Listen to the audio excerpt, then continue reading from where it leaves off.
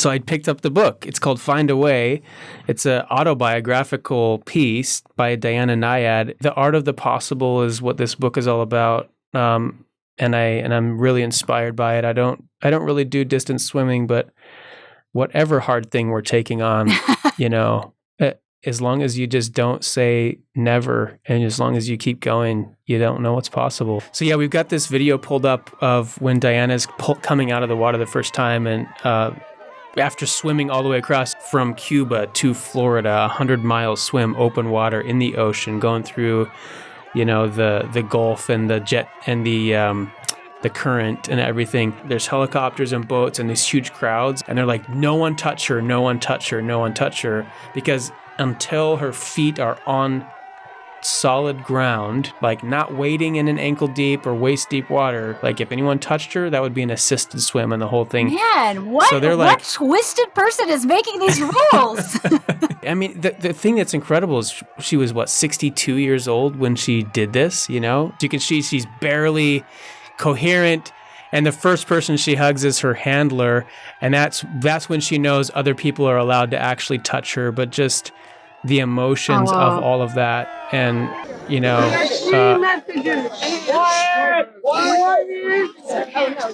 should never ever give up. Oh no. You're never too old to chase your dreams.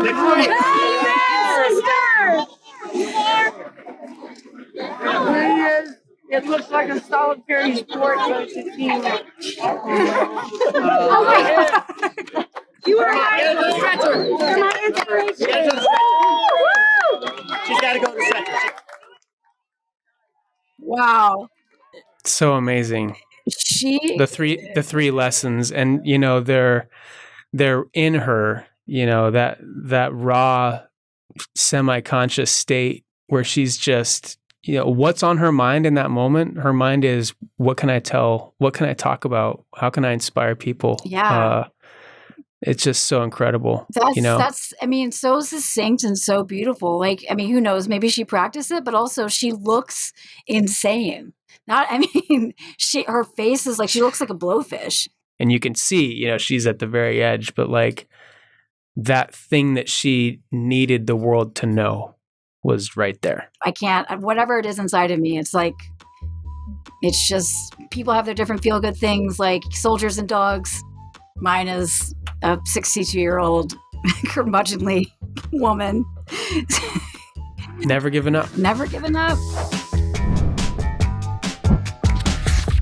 If you could give like just a brief, almost like elevator pitch of like, who is Diana Nyad? Like, what did she like? What sort of like does the book? What are the like high moments of the book? High water moments, pun intended.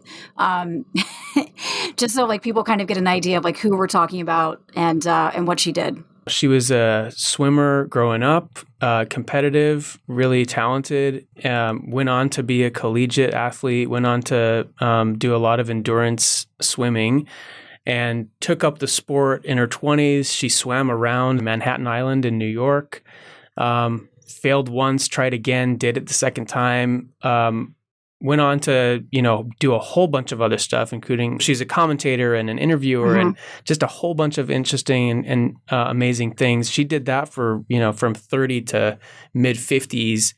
And then just eventually decided like, I still didn't finish this swim that I tried when I was 28 years old to go from Cuba to Florida. It's something I've always wanted to do. No one's ever done it. It's one of the hardest human swims ever. But she had done these other swims leading up. She'd swam across, I think, like Lake Ontario and a whole bunch of other. She got into competitive distance swimming and then just found out like, I want to see how far I could possibly go with this thing. And so she tried in 28 to cross then, ran into a whole bunch of difficult challenges, didn't ever pick it back up again until she was 58 or 59, or maybe even 60 years old. And she decided, I'm going to come back and I'm going to do this. Yeah. And so at that point, it's like, she wasn't sure what people would think. What an incredible dream. I found this quote from Diana from chapter 5 of her book. that really digs into where her drive comes from and how young she was when she identified it. And so I wanted to play it for you. Let's hear it. By age 10, I also felt the pressure of the clock ticking. I had evidently discovered my grandparents had died in their early to mid-80s, one in his early 70s, and I seemed to be very concerned that I then only had about 70 years to go, perhaps only 60. While most 10-year-olds can't imagine being 11, I was fixated on the alarming speed of the passing days. There was too much to do, too many things to become, not enough time. I think that choking unease about the brevity of life was somewhat behind my being attracted to the pre-dawn wake-up call for swimming. I relate to this so much. I remember as a child, we had a teacher who went around the room and asked everyone, "What's your greatest fear?" And it was like spiders, monsters, death. And when it came to me, I said that I won't accomplish everything I want to in my life. And my teacher was like, "What? This kid is in for it." Who is this? Who is this person? But I totally relate to that. I totally relate to that principle. And I think that's why my midlife crisis came on at 20 and I'm still in it. But like, there is something that in that, which is like, you only have so many breaths in your life and you also don't know when it's going to come and the end is going to come. I'm also reminded of when my brother, one of my favorite memories is he was like, I don't know, 6 or 7. And there was something at church where like Santa Claus was at church talking to the kids and asking the kids what they want for Christmas. And the kids are like, "I want a Transformer." And my brother said, "I want to believe in Jesus." It's like hilarious on so many levels. Oh, that's great. That's great. Like, yeah, cool, man. Cool, man. That explains a lot. Navigation is a major issue that they run into over and over again because, the currents pull you one way, the wind pushes you another way, and all of a sudden you might be way off course, right? And so, which is what happened on her first attempt. Like the current pushed her so far, they were like 70 miles away from, after swimming 50 miles, she was 70 miles away from, oh my gosh, if that isn't like the Sisyphus, just like pushing up the mountain, like yeah, you try and then that's what you get. Man, wow. I know like from watching like a clip, like when she lands on the beach, that one of the quotes that she says is, "It looks like a solo sport, but it takes a village, or it takes a team." Like, so many people made this happen, which I thought was like, even in that state, she was able to thank all the people that like contributed to this. Yeah, and I kind of relate to that a little bit because, when you are, there's something about like endurance sports that just strips away the psyche to its fundamental, like really raw version, where it's you're super prone to emotion, you're super prone to highs and lows, you're super prone to wherever your thoughts take you, and it's all kind of stripped away. And I think the fact that she in that moment, her thoughts were about, look at all the people who got me here. Right. Instead of, look what I just did. I'm so proud of myself and think of the notoriety I'm going to have. Her thoughts were of gratitude. Her thoughts were of the struggle. Her thoughts were of the people that helped her get there and achieve that. Was, to me, that's her true self. Right. Right. Really just shining through in that moment. She felt it. She knew it. She knew it wasn't by herself. She knew how much people had sacrificed and given and dedicated, for this stuff to happen. The people that helped her were not employees. They were volunteering their time and energy. The money that was spent was on like travel and logistics and equipment and, Yeah. So people who like wanted to be a part of something great, who just wanted to be a part of like this, a rare moment in human history where, someone achieves something that's just so compelling and dynamic, and like something that I'm really interested in now that we were talking about open, and we were talking about open yesterday. The thing about Andre Agassi's story that was really compelling to me was it's a solo sport. And the thing that was driving him a lot was his relationship with his father, who pushed him and pushed him and pushed him. And that was sort of like, that was the demon that he was on the court with. And, just from the movie and from what you're saying about Nyad, like, her swimming instructor, I don't know how much the book goes into it, abused her, right? Yep. I'm curious, like, for someone who does extreme sports, who does these sort of challenges where you are stripped bare, like what is the thing that is compelling you, that where you're just going to go through all this pain and hardship? What is the driving force? Yeah, I mean, that's like, I think that's going to be different for every person. Diana talks about it in terms of, unfinished business, right? And actually, like, some of her crew on her fourth or fifth attempt, like before her final attempt, they say, like, I can't help you anymore. Like, this is impossible. It's not going to work. Like, I can't sit here and watch you for 2.5 days suffer this way anymore and then fail again. Like, I can't do it. And there were a few of her original crew who just bowed out of the process. And, but amazingly, eventually came back, right? Yeah. To be there. And, I understand that.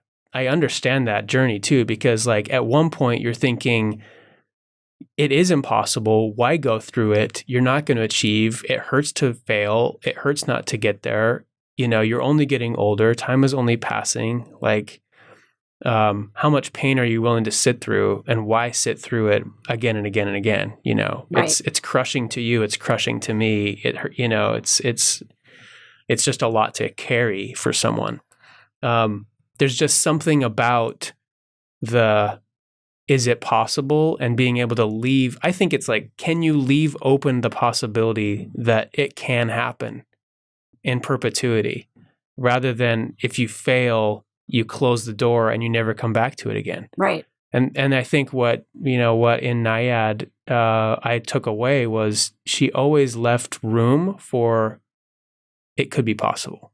Right. And what an empowering thought that is, right? And so for me, it's the journey of the struggle changes you. Right. In really powerful and amazing ways. The accomplishment of it, changes you also, right? You know what is possible, but also everyone else knows what is possible, right? Interesting. You think about the person who ran the first 5-minute mile ever, right? That was a huge barrier for ever. 4-minute mile, even harder. And so what does that person take away? Who strove to get there, the first person ever to break that mark, were they were one of the best athletes in the world at the time. Well, now there's like hundreds of thousands of people that can run at that pace. So does that mean that he's no longer, a great athlete? Well, I would argue that it changed his view on what was possible, and that's super empowering.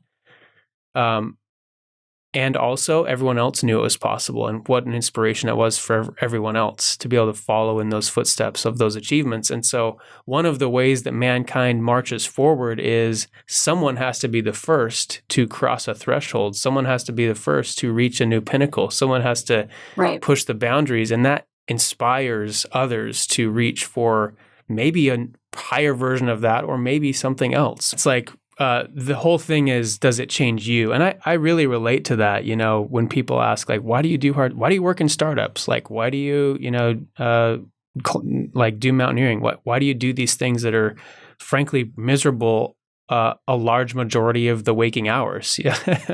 and like, my answer to that is, I don't know how else to grow. Yeah. It's the only way that I know. If you can show me another way to grow, I'm all ears, but I have yet to find, a way to grow to the way at the pace that I want to grow and to experience the things that I want to experience without the struggle.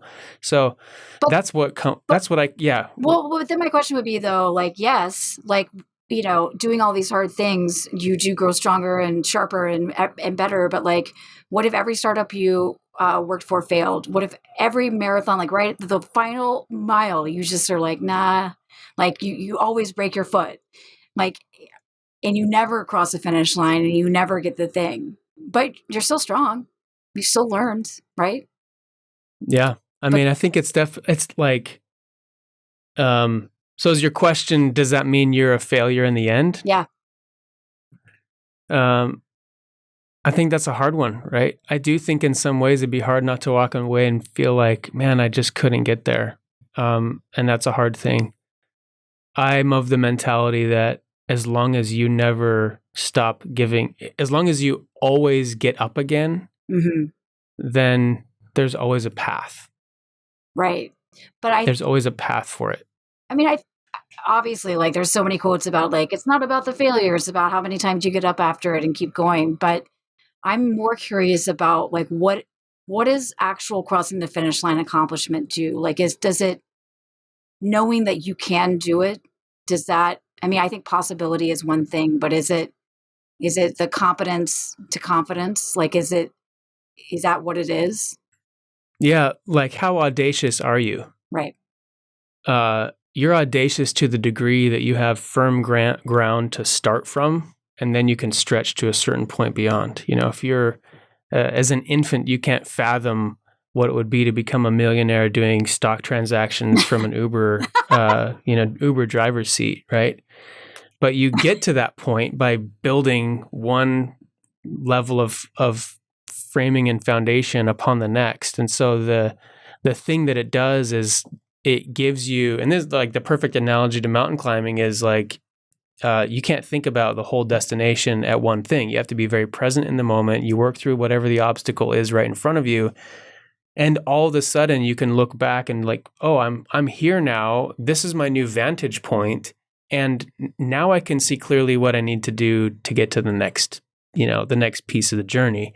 And I think that's true of life. You get to a new threshold and you can now see more opportunity, more growth, new vistas, new horizons, things that you can reach for that seemed in some cases totally out of reach. In some cases you didn't even know that you didn't know it was there. Right. Like it wasn't even a thought that had entered your mind at any point. And like with Diana, who would have thought to swim from Cuba to Florida? Well, until you've swam across Lake Ontario and Right. you've swam around Manhattan Island, probably never would have entered your thought, right?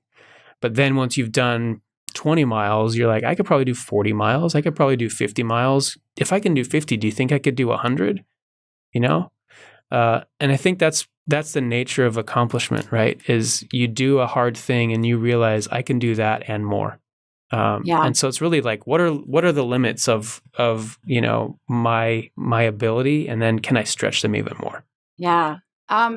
That's a great, I mean, I think with running or with anything that's sort of a solo sport, you're like, you have these milestones in your mind. And then like, once you cross them, the possibility opening is like a really, I don't know. It's not, sometimes it feels surreal where you're like, I didn't think I could do that.